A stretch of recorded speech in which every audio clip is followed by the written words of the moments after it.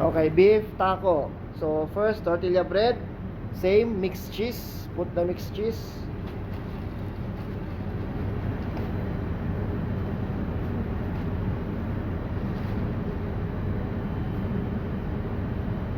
After mixed cheese, slow vegetable.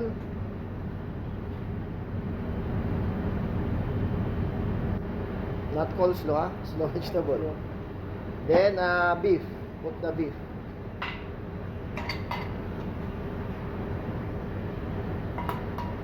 Spread mo na lang.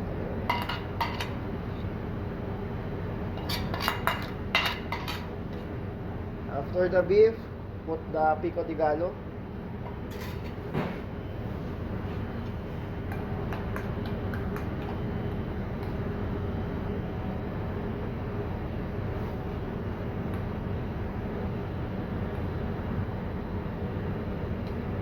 Okay, then zigzag cherry barbecue sauce on top.